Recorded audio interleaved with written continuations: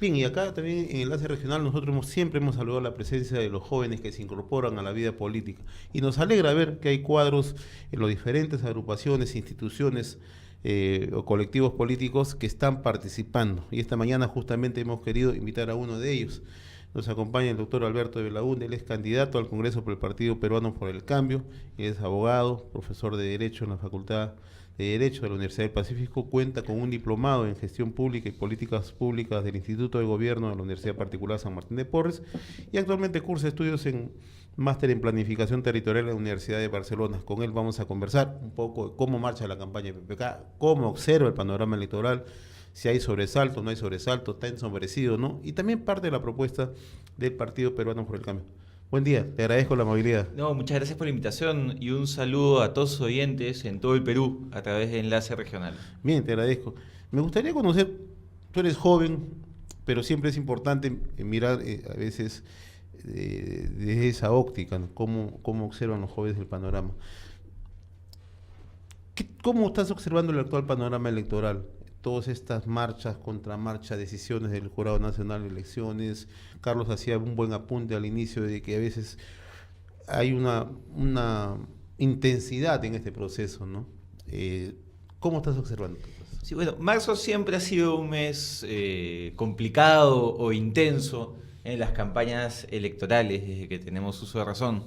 Pero sí es cierto que el marco legal del Jurado Nacional de Elecciones en esta oportunidad ha hecho que se incorpore un elemento más de inestabilidad en las elecciones. Eso siempre genera preocupación, que a un mes del proceso, por un lado el jurado retira 2 candidatos y por otro lado empiecen a retirarse otros candidatos como el señor Urresti para salvar la inscripción, generan pues un ambiente de inestabilidad. Y es justamente frente a este escenario difícil o este escenario muy aleatorio, donde vemos el costo de la improvisación de muchas candidaturas, que Peruanos por el Cambio, PPK, ofrece una propuesta que reúne a los mejores profesionales y una propuesta estable, segura, que lo que quiere justamente salir de esta coyuntura de corto plazo, anecdótica, en la cual nos encontramos sumergidos y centrarnos en las propuestas y en los grandes cambios que necesita el país. Desde tu punto de vista, ¿cuáles son los principales ejes temáticos que plantea PPK? Hay 2 temas fundamentales: economía y seguridad.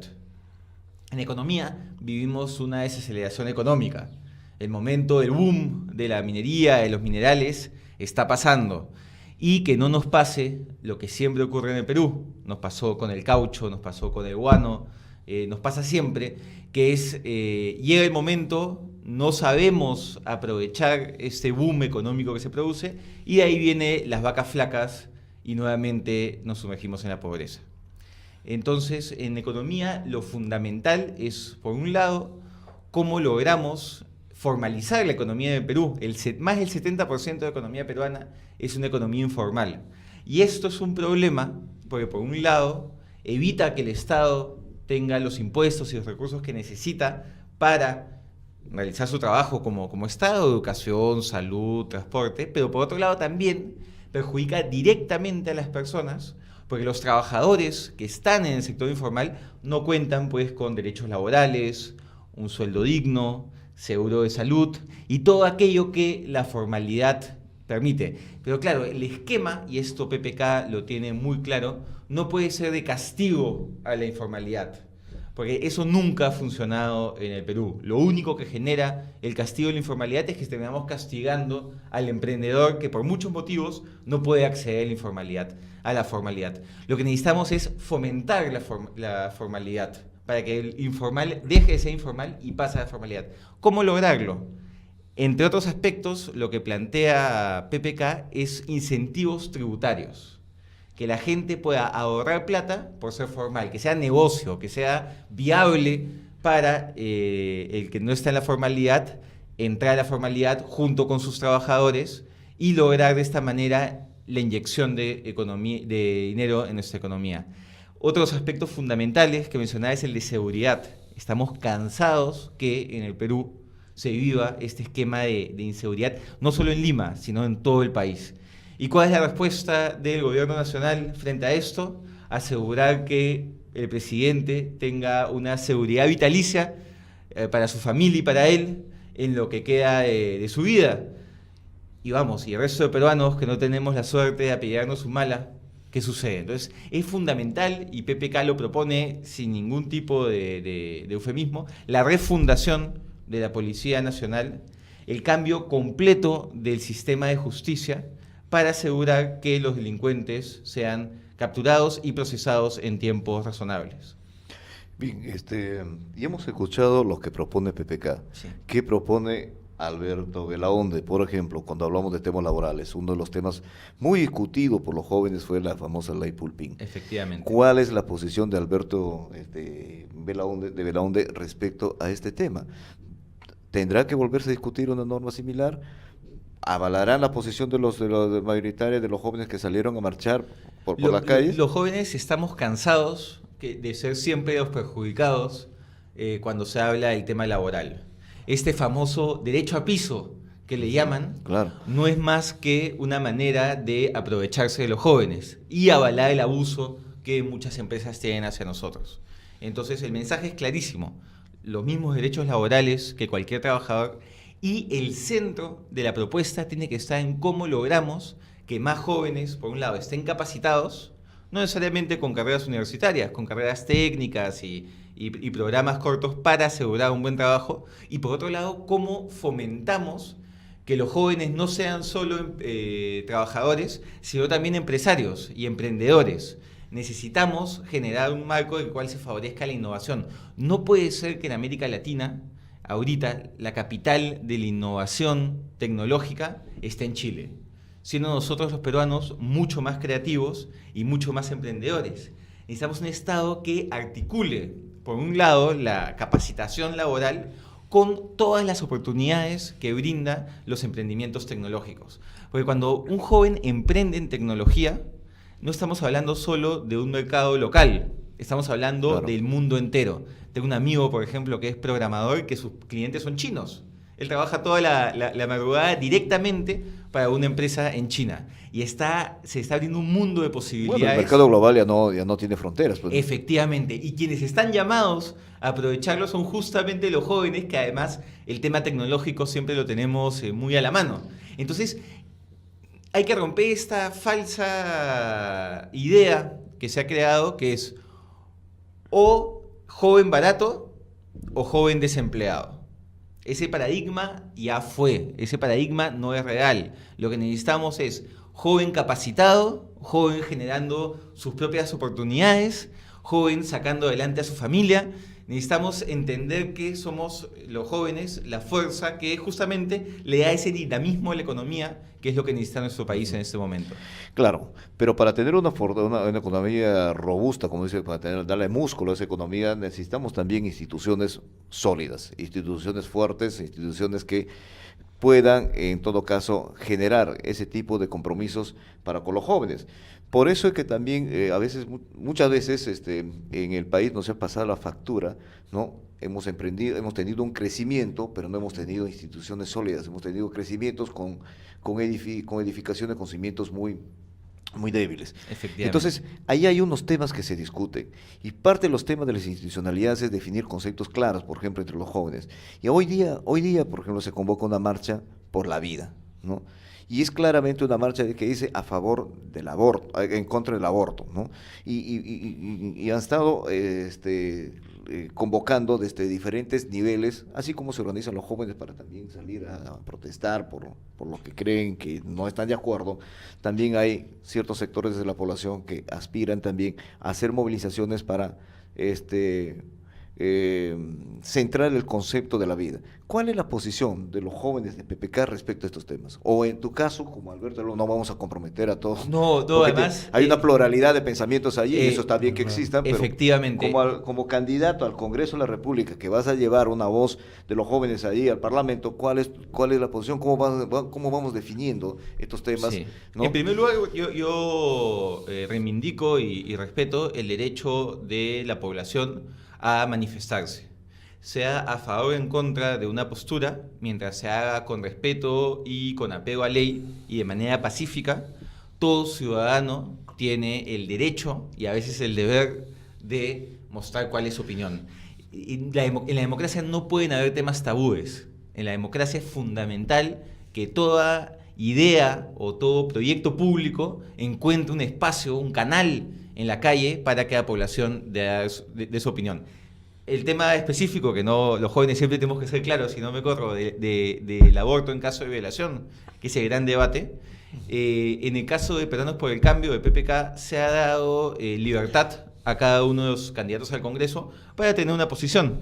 Y yo tengo una posición bastante clara, que es, creo que una mujer que es violada, que es probablemente una de las tragedias más grandes que le puede pasar a una mujer, tiene el derecho de decidir si es que continúa o no con el embarazo. Pero creo también que el Estado tiene que hacer todo lo posible para que ninguna mujer en el Perú tenga que pasar por una situación así. Ninguna mujer en Perú debe ser violada. Es un escándalo internacional que en América Latina el Perú sea el país con más denuncias por violación contra mujeres. Que además no es que tú digas que el Perú tiene pues los mejores canales de denuncia. Las mujeres van y no reciben un buen trato en la comisaría. Las mujeres le dan muchas veces miedo hacer estas denuncias porque muchas veces las violaciones ocurren dentro de la casa donde viven. Entonces es un esquema general de miedo y aún así el Perú es el país con más denuncias de violación en la región. Es un motivo de vergüenza para todos los peruanos. Entonces yo entiendo, por lo polémico que es el tema, que muchas veces centremos el debate en ese momento. Si la mujer violada debería o no abortar. Pero yo creo que lo que tenemos que hacer es debatir cómo evitamos que esa tragedia suceda. Sobre todo cómo generamos una cultura para a través del cual esto pueda ser, ¿no?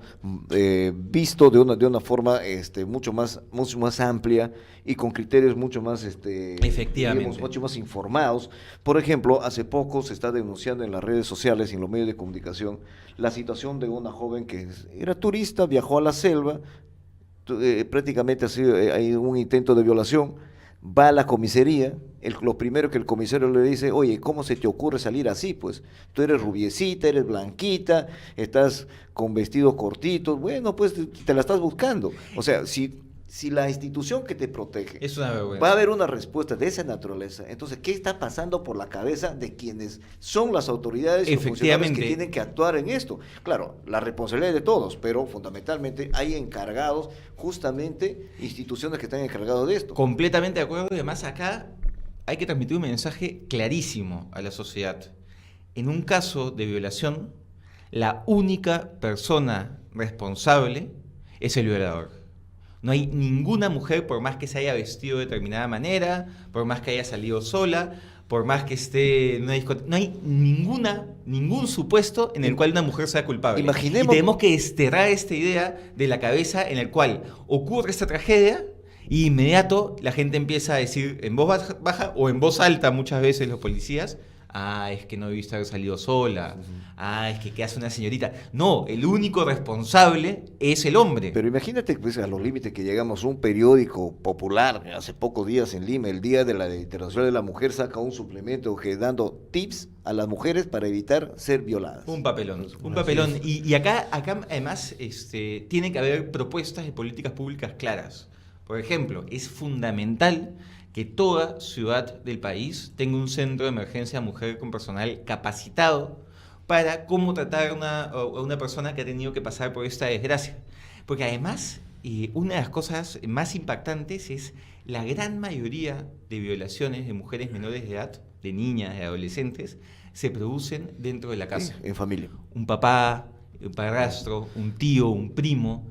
Entonces, si esta persona llega a hacer la denuncia, que ya es pues toda una superación personal por esta situación trágica en la que se encuentra, necesitamos que el Estado, los agentes del Estado que van a acoger esta denuncia, estén absolutamente capacitados, que sepan cómo tratar a la persona, cómo proteger a la persona de ese momento en adelante y asegurar que no pase por lo mismo y que los culpables terminen directamente en la cárcel de donde no deben salir.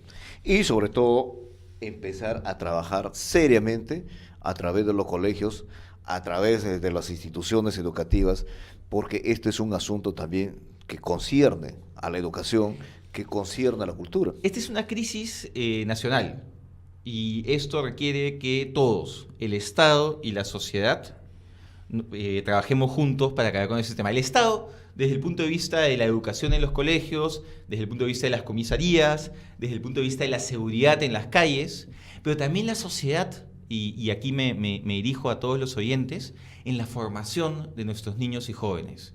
Cuando hablamos de una formación en valores, no nos quedemos en la frase bonita, sino aterricemos en, por ejemplo, el respeto a la mujer. Toda persona, mamá o papá, que nos esté escuchando en este momento, que tenga hijos hombres en edad escolar, hijos pequeños, vayamos inculcando la importancia de respeto al prójimo y especialmente de respeto a la mujer, porque no puede ser que sigamos con estos índices de violación en el Perú, porque es una vergüenza y es un escándalo internacional. No hay persona en el país que pueda quedarse indiferente ante una tragedia de esta magnitud. Ahora, estamos conversando en esta oportunidad con el doctor Alberto de Belaúnde, el candidato al Parlamento Nacional por el Partido Peruano por el Cambio, PPK. Usted cuenta con experiencia en gobiernos locales, ha sido asesor, jefe de gabinete de asesores del alcalde Muñoz, del alcalde Muñoz en Miraflores, que es uno de los distritos acá en Lima, y estaba leyendo una de sus propuestas de acceder al Parlamento Nacional que está justamente en esa línea, ¿no? Impulsar la reforma del Estado, pero lo que están concerniente a los gobiernos locales. Desde esa mirada de Miraflores, que es un distrito mesocrático en Lima, digamos, con un posicionamiento económico bastante sólido, a diferencia, digamos, de lo que ocurre en muchas zonas del interior del país. Desde esa mirada, ¿cómo impulsamos una reforma que permita justamente generar sostenibilidad, gobernabilidad en los gobiernos locales y regionales? Efectivamente, aquí hay dos grandes temas. El primero, una de las cosas que por un lado me llenan de mucho orgullo de haber estado en Miraflores, pero por otro lado me genera una gran frustración al ver la realidad en el país, es que muchas de las medidas que se pueden tomar de servicio al ciudadano son medidas costo cero, gratuitas, pero hay esta idea de que toda cosa que implica mejorar los servicios en las municipalidades, no, es costosísimo, puede hacerlo Miraflores, pero no puede hacerlo, por ejemplo, la Municipalidad de Plao en Castilla. Y eso no es verdad. Lo que se necesita es voluntad política y funcionarios comprometidos con el servicio ciudadano. Voy a poner un ejemplo muy puntual para que los oyentes nos entiendan. Toda municipalidad está obligada, por ley, a contar con un comité distrital de seguridad ciudadana. ¿Qué es un comité distrital de seguridad ciudadana? Es el espacio liderado por el alcalde donde se junta el municipio, las comisarías del distrito, los vecinos organizados, los bomberos, el juez de paz, la fiscalía, y se discute los temas de seguridad ciudadana del distrito. Porque se entiende que los problemas de seguridad ciudadana tienen un enfoque local. El problema está en la calle, el problema está en la casa. Entonces se requiere una respuesta desde el municipio. Muy bien, lo usual. En Miraflores, este comité se reúne todas las semanas. Todos los días viernes a las 8 de la mañana. Además se transmite por internet. Cualquier peruano puede entrar a la página web del municipio y verlo. Todos los viernes están ahí, tomando decisiones estratégicas de qué se va a hacer en la seguridad ciudadana la siguiente semana. ¿Sabes cuál es el promedio de reunión de los comités de seguridad ciudadana en otros municipios? 2, 3 veces al año. Al año, sentarse en una mesa a tomar decisiones de seguridad ciudadana. ¿Cuánto cuesta? Probablemente lo que les cueste el café que les servirán invitándole al comisario. Nada más. Lo que se requiere es que la gente se siente y tome las coordinaciones necesarias, porque el problema de la seguridad no es solo un problema policial, tenemos que involucrar a los demás actores. Entonces, uno de los temas fundamentales que se tiene que impulsar es, así como por ley los consejos municipales tienen que reunirse mínimo 2 veces al mes, por ley también los comités distritales de seguridad ciudadana tendrán que reunirse por lo menos 2 veces al mes, que ya es un piso mínimo. ¿Cuánto cuesta esto? Nada, cuesta voluntad política, que claro, es lo que se necesita. Doctor Belaunde, pero reunirse evidentemente no tiene un costo. Bueno, es una cuestión de voluntad, es una cuestión de participación, ¿no? De un ciudadano. Sin embargo, nos reunimos para conversar que podemos hacer los mejores planes posibles de seguridad, podemos hacer las mejores coordinaciones, pero siempre se necesita un recurso. Sin duda. Para en la parte ejecutiva, Y ahí, cierta logística. efectivamente, mínima. y ahí viene la siguiente pregunta, que es, muy bien, ¿qué se necesita? Y ahí fallan muchísimos municipios en el país, porque justamente como no se reúnen los actores y no se consensúa qué es lo que se necesita, al momento que llega dinero del gobierno central o de recursos propios, se invierte mal. Por ejemplo, veía el otro día un estudio que demuestra que la mayoría de cámaras de vigilancia que instalan municipios en el país se instala o en avenidas grandes para que la gente vea que ahí está la cámara, o por donde pasa la fibra óptica, y no en los sitios de mayor inseguridad, que es donde deberían instalarse las cámaras. Entonces, el presupuesto o la situación previa para poder pedir los recursos económicos, los recursos humanos, es saber qué necesita cada distrito, porque la problemática va variando, y eso va a ser imposible de conseguir si es que los actores no se sientan en una misma mesa y coordinan permanentemente las estrategias de seguridad. Claro, porque la complejidad del tema de seguridad va creciendo, ¿no? Antes un barrio o una localidad se tenía segmentado, decir, bueno, este es un barrio rojo, Claro. lo ponían así, este es más peligroso, este otro así. Ahora pues Hoy en el eso Perú- prácticamente es horizontal, ¿no? hoy en Entonces, el Perú todas no las hay- zonas están obviamente invadidas por No, por y, la es, seguridad y la y delincuencia. eso que cuando conocemos los registros, lo que denuncia la población, pero hay un sinnúmero de casos que no se conocen. Yo ahí les voy a poner otro ejemplo que yo sé que les va a sorprender a ustedes y a todos sus oyentes. En el Perú, ¿saben cuántos distritos cuentan con un mapa del delito que considere la información de la policía y considere también la información del municipio? De los 1.800 distritos, ¿Qué tal? uno.